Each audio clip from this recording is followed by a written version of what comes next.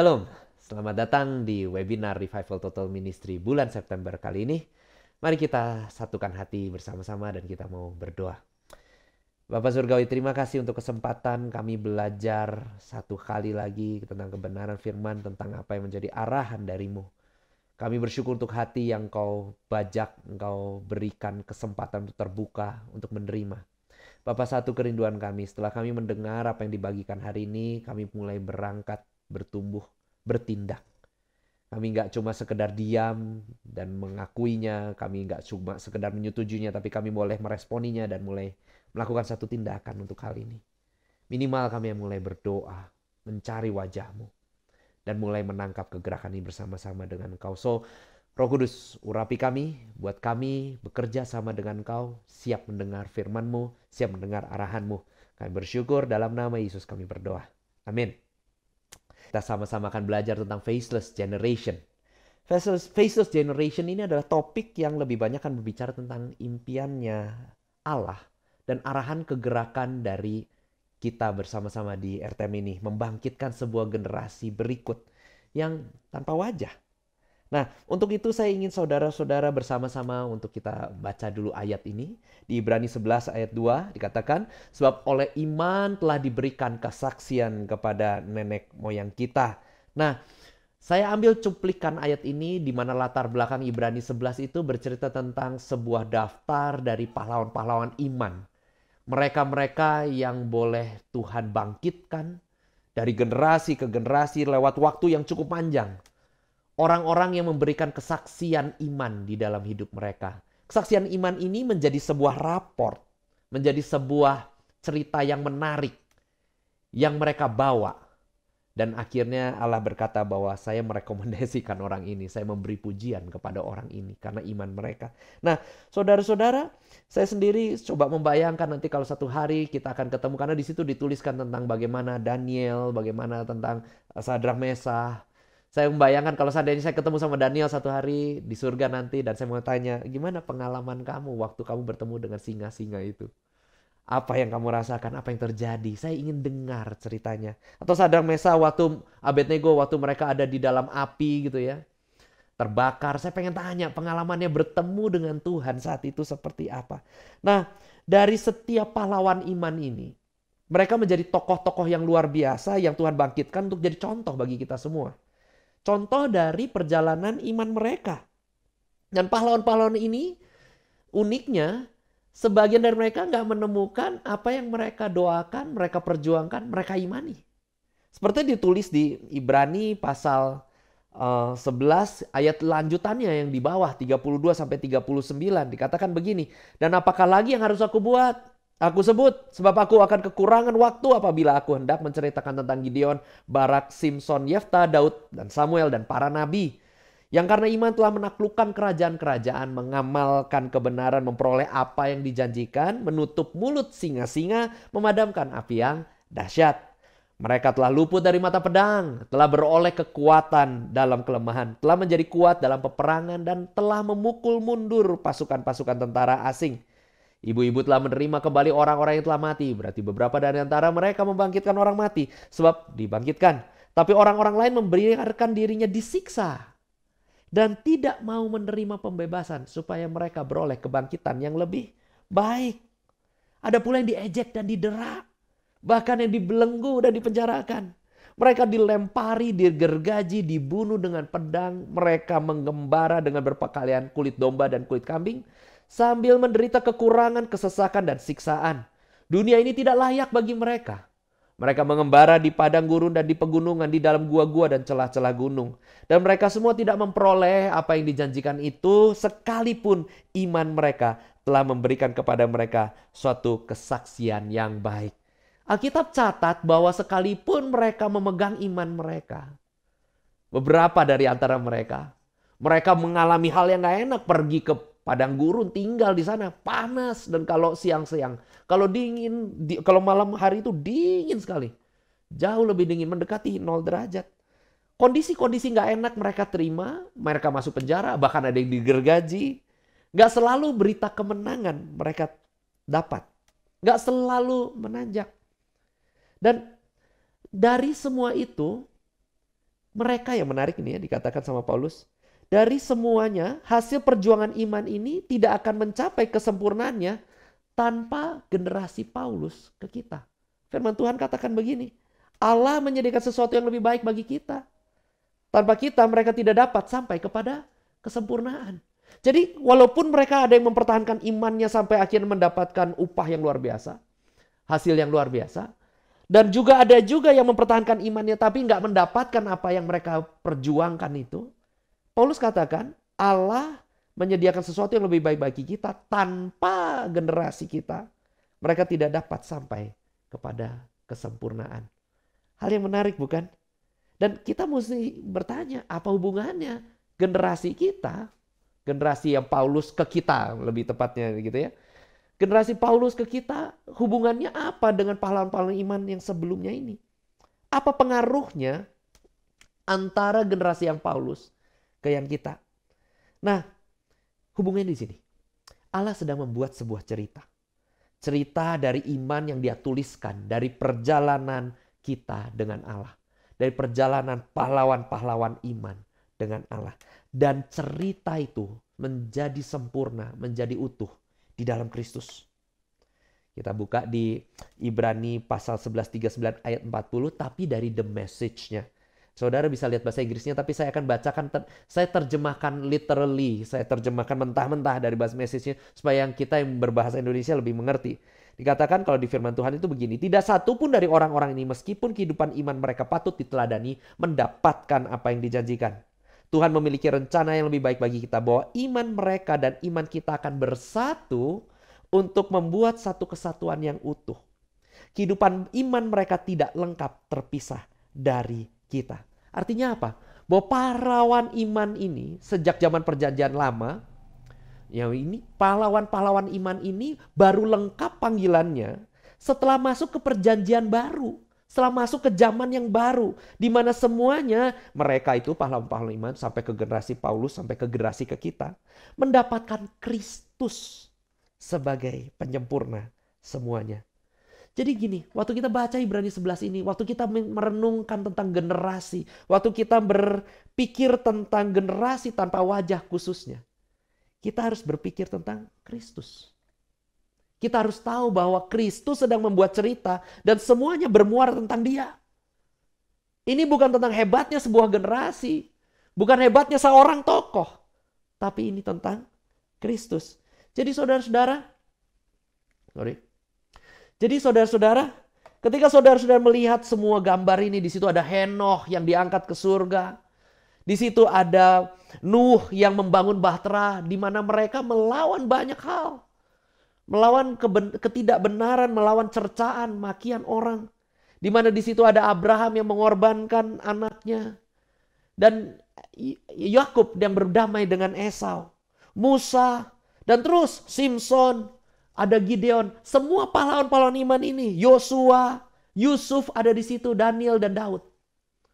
Semua orang-orang yang telah menjadi tokoh luar biasa di dalam Alkitab ini, mereka semua bercerita tentang Kristus. Mereka mengakhiri dan melengkapi perjalanan iman mereka karena Kristus. Saudara-saudara bisa lihat kalau dari gambar-gambar ini semua. Ini generasi demi generasi loh. Mereka, tokoh-tokoh ini hidup di zaman yang berbeda-beda. Ribuan tahun semua perjalanannya. Dan di situ semua Tuhan menulis lewat kecil-kecilnya hidup mereka. Ada yang sekian ratus tahun, ada yang cuma sekian puluh tahun umurnya. Tapi dari setiap tokoh yang ada, Tuhan sedang menceritakan dirinya. Nah, Tuhan bergerak dari generasi ke generasi. Dan kita bersyukur untuk satu tokoh ini. Rasul Paulus. Dia di tahun kelima setelah Yesus ada. Sampai tahun 64 atau 65. Itu dugaan para teolog yang mempelajari hidupnya Paulus. Dia hidup di zaman ini untuk menjadi jawaban buat kita. Karena lewat hidupnya, lewat tokoh ini, bangsa kafir akhirnya menerima keselamatan. Kristus tidak pernah tergantikan dari setiap berita yang dia bawa. Kemana-mana dia menulis suratnya, kemana-mana dia mengabarkan Injil, dia selalu menyadari dia membawa kematian Kristus di dalam hidupnya dia. Kristus adalah pusatnya. 2 Korintus 11 ayat 23 sampai 28. Dia cerita curhat sedikit apa yang telah dia alami. Dia 5 kali disesah orang Yahudi. Itu ada ayatnya saya highlight di 24. 25 dan setiap kali disesah itu dia dipukul 40 kurang 1 pukulan. 39 kali. Kali 5. Dia 25 dikatakan 3 kali dia didera. Jadi sesudah disesah sama orang yang disiksa, dipukulin juga. 3 kali lagi di luar pukulan orang Yahudi. 1 kali dia dilempari dengan batu. Sampai mau mati, orang-orang pikir dia sudah mati, ternyata masih hidup. 3 kali dia ngalamin kapal, karam. Dia terkatung-katung di laut. Dan di ayat 26 dikatakan begini, bahaya banjir dia sering ngalamin. Zaman dulu irigasi masih jelek. Jadi kalau tiba-tiba cairan salju itu melimpah dari ke pegunungan tinggi, longsor disertai banjir itu sering sekali di daerah-daerah sana. Kenapa gersang? Nggak ada tanaman-tanaman yang menahan air-air itu. Jadi banjir itu bahaya yang nyata buat orang-orang zaman itu. Dan di situ dia sering ketemu penyamun. Bahkan dia dikejar-kejar orang Yahudi. Juga punya musuh dalam selimut. Saudara-saudara palsu. Di gurun dia kena bahaya, di tengah laut kena bahaya. Hidupnya susah. Saudara-saudara, kalau saudara-saudara baca 23 sampai 28 ini. Dia banyak berjerih lelah, dia banyak kerja berat dan seterusnya. Dia banyak ngalamin hal-hal yang gak enak sewaktu dia mengabarkan Injil. Tapi yang dia bawa selalu ini indah sekali dari Filipi ini, dia katakan begini. Sebab yang sangat kurindukan dan kuharapkan ialah bahwa aku dalam segala hal tidak akan beroleh malu. Melainkan seperti sedia kala, seperti dari dulu. Demikian pun sekarang. Kristus dengan nyata dimuliakan di dalam tubuhku. Baik oleh hidupku maupun oleh matiku. Karena bagiku hidup adalah Kristus dan mati adalah keuntungan. Kristus lagi, Kristus lagi, Kristus lagi. Saudara, pentingnya Kristus untuk menjadi segala-galanya sewaktu kita belajar dari Faceless Generation ini. Dan waktu kita melihat hidupnya Paulus, kita melihat Tuhan bergerak juga di dalam generasi sampai ke dunia modern. Dan mereka-mereka yang menyediakan hidup mereka untuk Kristus, mereka-mereka mengalami kuasa Allah, mereka mengalami penyertaan Allah. So pastikan ketika kita betul-betul mau melayani Tuhan, pastikan waktu kita mau meresponi panggilannya Tuhan, Kristus adalah motivasi kita. Kristus menjadi segalanya. Nah, cerita berikut, Smith Wigglesworth, saya suka sekali, saya terinspirasi banyak sama hidupnya orang ini. Dia lahir di 8 Juni 1859, yaitu Indonesia masih berada dalam penjajahan. Sampai akhirnya meninggal di 12 Maret 1947, 2 tahun setelah Indonesia merdeka. Nah, beliau tercatat membangkitkan orang mati sebanyak 14 orang. Menumbuhkan sepasang kaki pendeta yang sudah diamputasi.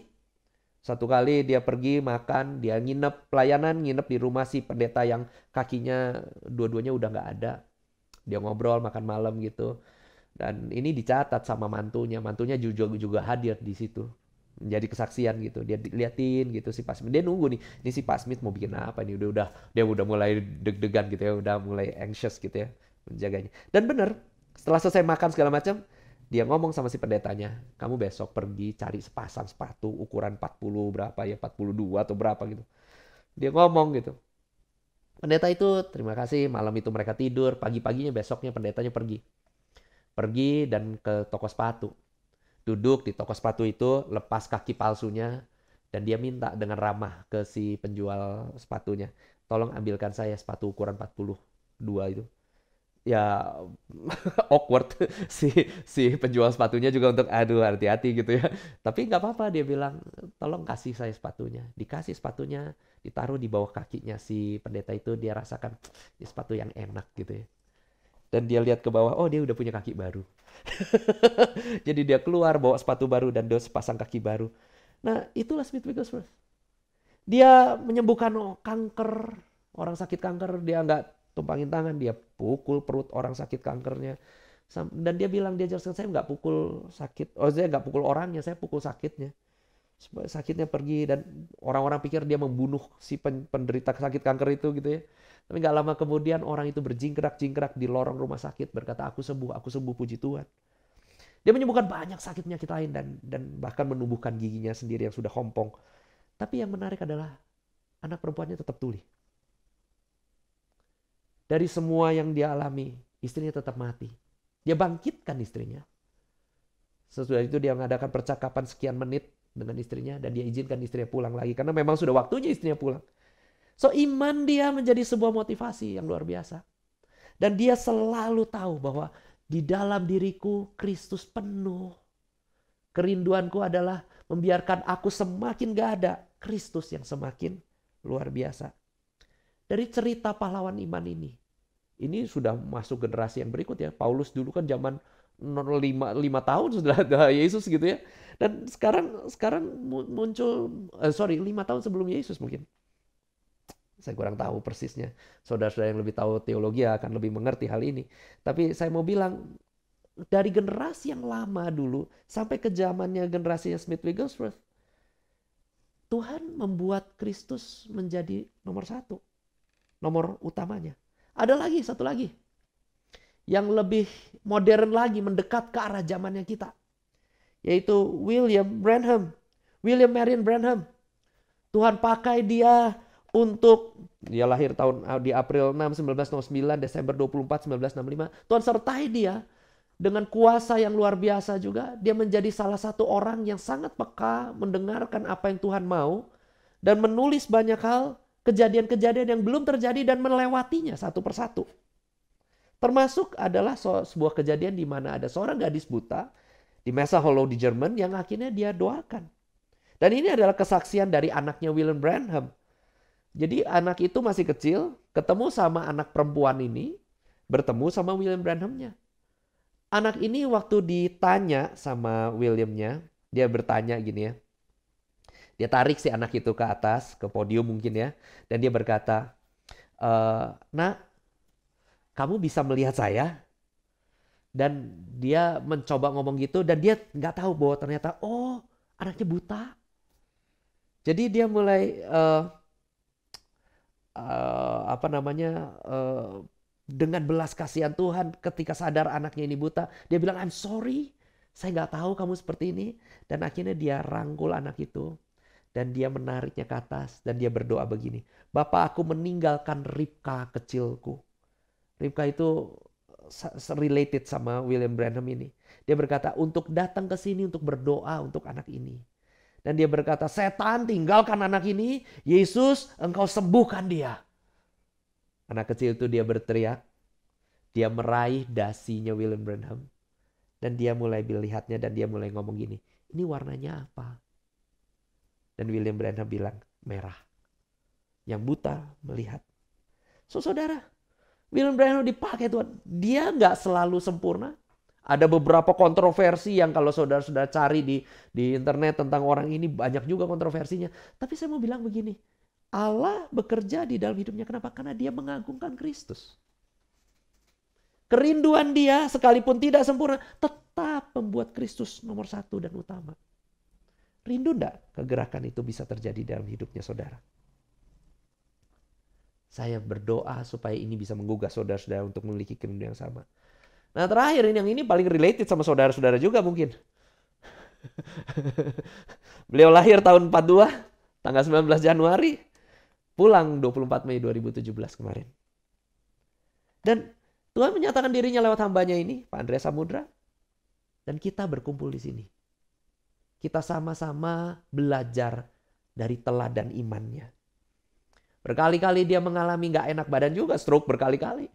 Dan berkali-kali pula dia bangkit sampai pulih sempurna. Seolah-olah stroke gak ada di dalam hidupnya. Saya juga melayani orang-orang yang kena stroke dan sometimes gitu ya, kadang-kadang ketemu orang-orang yang patah semangat, gak bisa bangkit lagi, gak bisa pulih lagi 100%. Dan saya temani beliau waktu dia ngalamin stroke berkali-kali. Dan lidahnya saat itu saya ingat sulit ngomong, terkapar di rumah sakit. Cuma bisanya tidur dan tidur gitu. Satu malam saya bertemu sama dia, saya doain udah bermalam-malam udah temenin dia, doain. Sampai satu malam tiba-tiba dia bangkit sendiri. Merasa ngapain saya ada di dalam rumah sakit dan di ranjang ini berlama-lama. Dia bangkit dan puji Tuhan ya malam itu yang jaga itu bukan saya, kakak saya. Kakak saya yang stres. Karena mendadak dia mau berdiri, cabut semua infus dan dia bilang saya mesti keluar dari rumah sakit ini. Iman yang luar biasa. iman yang dia alami, pergumulan yang dia alami, sekalipun kondisinya tidak baik. Nah, dari hamba-hamba Tuhan ini, kadang hidup mereka nggak selalu enak. Kadang sulit. Tapi lewat tokoh-tokoh ini Tuhan berkarya dan membangun, menyempurnakan mempelainya. Mereka menjadi orang-orang yang Tuhan bangkitkan untuk menginspirasi generasi kita. Untuk melihat kasih Allah, perjalanan iman. Dan ujung terakhirnya melihat Kristus menjadi nyata. Sedapat mungkin mereka dipakai Roh Kudus untuk membawa kita semua mendapatkan gambaran mengenai hidup sebagai pengikut Kristus. Dan saudara, ketika kita tahu dari generasi demi generasi dan bagaimana akhirnya kita belajar generasi yang paling related sama kita mau membawa Kristus, menjadikan Kristus jadi utama dan terutama, kita baru bisa mengerti tentang generasi tanpa wajah ini. Nah, itu sebabnya Tuhan bangkitkan Revival Total Ministry ini. Saya mau cerita sekarang apa yang Tuhan bawa di dalam hidup saya. Saudara, 5 tahun yang lalu, waktu kita sama-sama memulai kegerakan di dalam revival ini, kita mulai dengan seminar-seminar yang biasanya Pak Andreas kerjakan di Jakarta dan di Bandung. Saya mulai tangkap isi hatinya Tuhan, apa yang Tuhan mau untuk semua generasi ini kerjakan. Dan Tuhan mulai berikan inspirasi untuk membangkitkan pemimpin-pemimpin baru. Untuk membuat pelayanan yang tadinya ada ini tidak cuma sekedar di-maintain, tapi terus bergerak dan bertumbuh. Dan kita sama-sama belajar di situ. Apa yang Tuhan mau untuk RTM lakukan. Pertemuan dengan pemimpin-pemimpin yang ada, kita adakan. Kita mulai ngobrol sama mereka. Dan waktu saya mempersiapkan semuanya ini. Dan waktu akhirnya kita berhasil sampai di tengah itu ada gambarnya. Kita punya Retnas di Jogja pertama. Pertama kali di Bandung, sampai akhirnya kita mulai growing dan memiliki kesempatan untuk memiliki Retnas di Jogja. Dan waktu mempersiapkan semuanya ini, Tuhan mulai membawa saya melihat bahwa saatnya untuk sebuah generasi yang baru akan Tuhan bangkitkan. Bukan membangkitkan seorang tokoh lagi, tapi membangkitkan sekumpulan orang, sebuah generasi. Saya dapatkan ini dari sebuah artikel yang menulis tentang bagaimana hari itu Smith Wigglesworth, penginjil yang tadi saya ceritakan itu, dia menangkap gambaran Tuhan ini. Ini adalah artikelnya yang saya terjemahkan ke bahasa Indonesia. Saya bacakan buat saudara. Smith Wigglesworth adalah seorang penginjil terkenal. Dia memiliki permulaan hidup yang sederhana, mengambil pekerjaan sebagai tukang ledeng. Dan kemudian digunakan dengan kuat dalam pelayanan penginjilan seluruh dunia dengan penyembuhan ajaib dan mujizat yang menyertai pelayanan firman. Hidupnya tanggal dari 8 Juni 1859 hingga 12 Maret 1947. Sesaat sebelum dia meninggal pada tahun 1947, dia menyampaikan nubuat berikut. Selama beberapa dekade mendatang akan ada 2 gerakan Roh Kudus yang bekerja di seluruh gereja di Inggris Raya. Startnya di Inggris Raya, tahun 47. Langkah pertama akan mempengaruhi setiap gereja yang terbuka untuk menerimanya dan akan ditandai dengan pemulihan baptisan dan karunia Roh Kudus. Dan saudara, kalau dari tahun 47 sampai sekarang saudara mulai melihat, hal ini mulai terjadi. Pembaptisan mengalami pemulihan, karunia Roh Kudus mengalami pelipat gandaan. Kegerakan karismatik, Pentakosta terjadi dari 47 sampai sekarang. Kota Bandung, Indonesia itu mengalami hal ini. Persekutuan-persekutuan doa mulai bermunculan.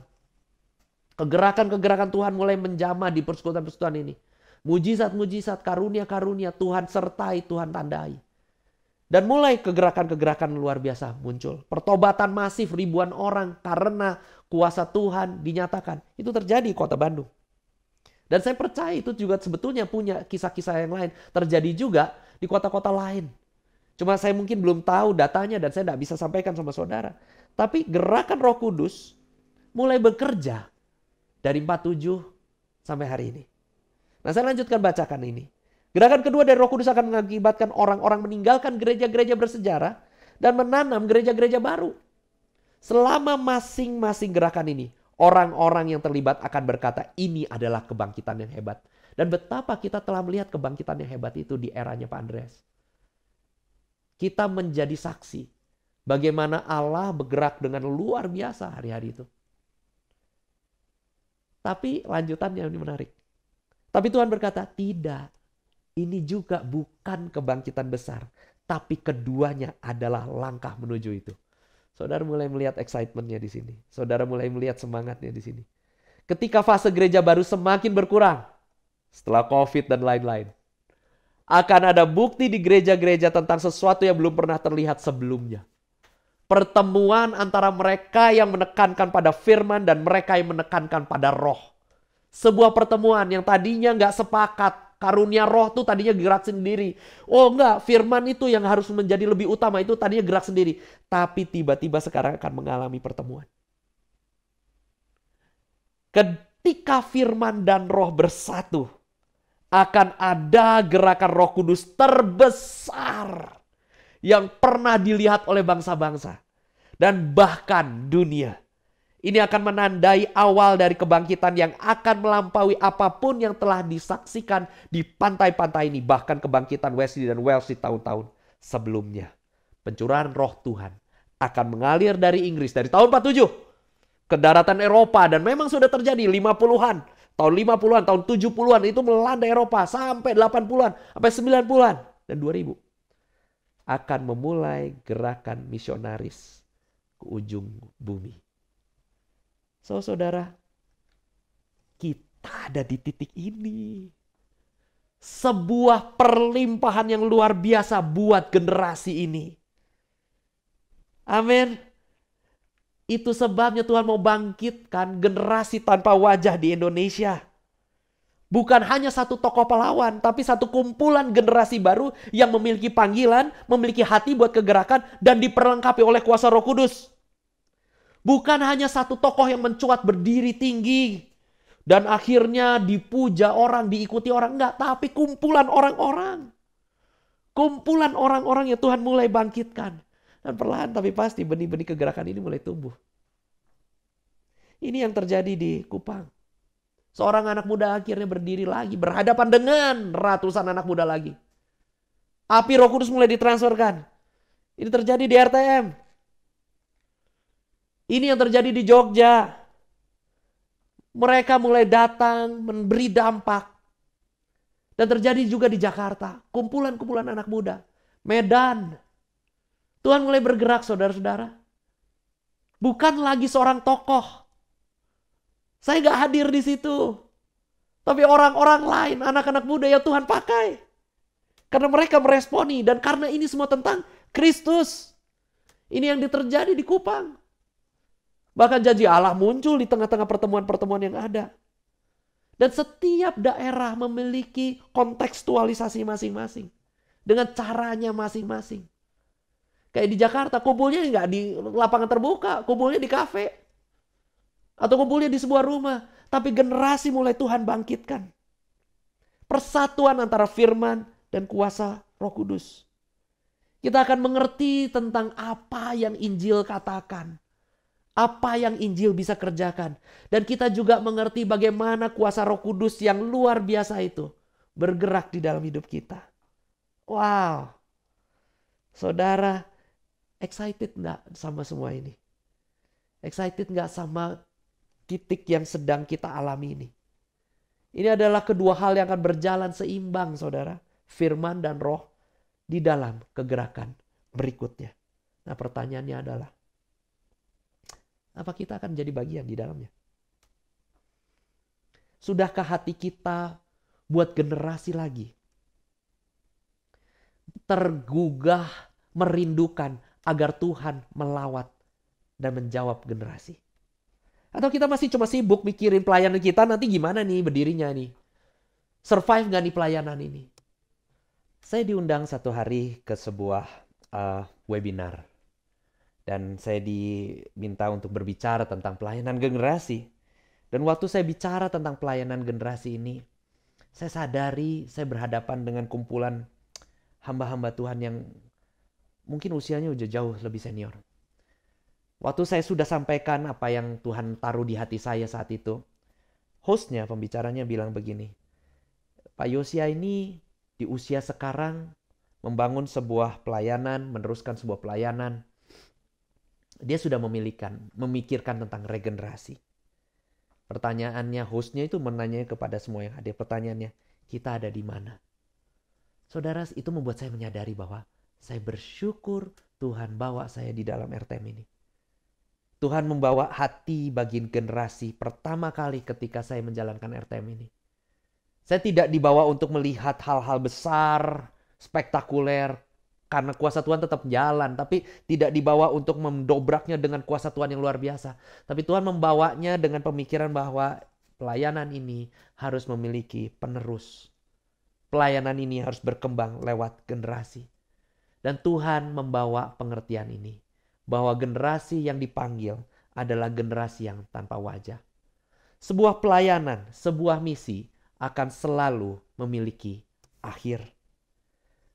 Kalau saudara tahu dan saudara nonton banyak film-film peperangan gitu ya, yang dimana tokoh-tokoh utamanya kumpulan orang memiliki misi untuk entah itu merebut sesuatu dari pihak musuh, mengalahkan musuhnya segala macam. Saudara temukan satu hal yang menarik, pola yang menarik di sini. Sebuah misi harus memiliki akhir. Ketika si pahlawan itu bergerak, entah misinya berhasil atau misinya gagal, dia akan selalu berkata, misi berakhir. Saudara melihat hal ini. Ketika kita dipercayakan sebuah misi oleh Allah, menjawab generasi ini, ketika Tuhan memberikan beban di hati kita, menjangkau jiwa-jiwa, Tuhan memberikan beban di dalam kita, memuridkan orang-orang. Pada akhirnya semuanya ini akan ada akhirnya. Setiap misi harus memiliki akhir. Ini saya pelajari dari orang ini. Beliau adalah Robert Norman Edmiston.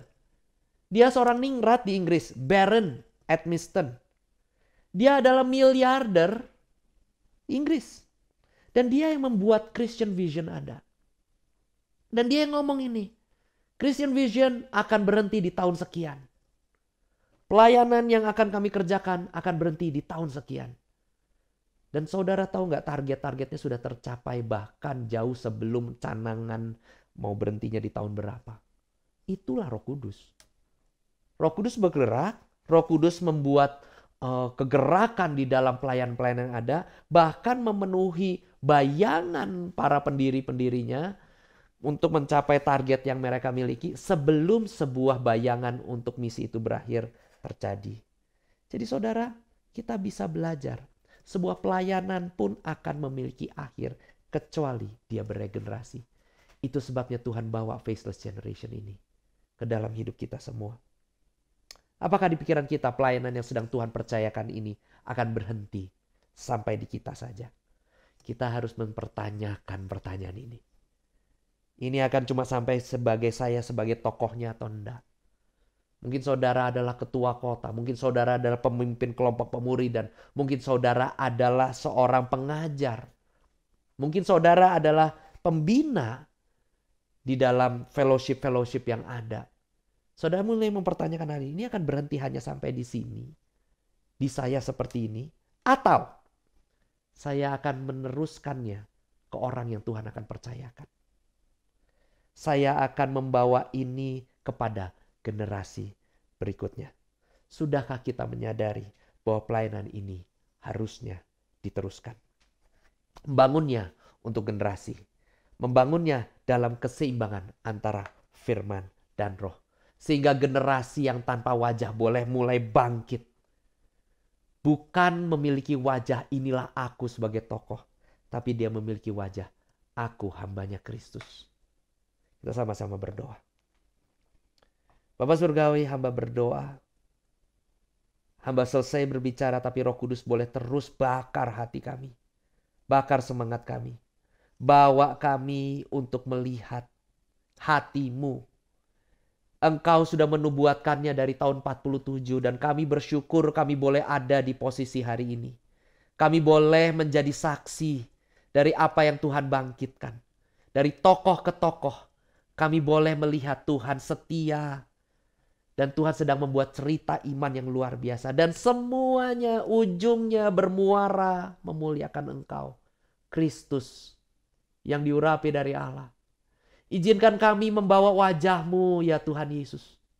Membawa Kristus kepada generasi berikut. Dan mulai membangkitkan mereka. Kerinduan kami. Agar mereka menemukan Kristus dalam hidup kami. Dan dari situ Tuhan, mereka meresponi Engkau sendiri. Dan mereka mulai pergi memberitakan Injil. Membaptiskan orang-orang. Dan memuridkan mereka. Mengajarkan apa yang Tuhan sudah ajarkan pada kami. Mari Tuhan, biarlah Faceless Generation ini boleh Engkau bangkitkan di tengah-tengah kami di RTM. Di dalam nama Tuhan Yesus kami berdoa. Amin.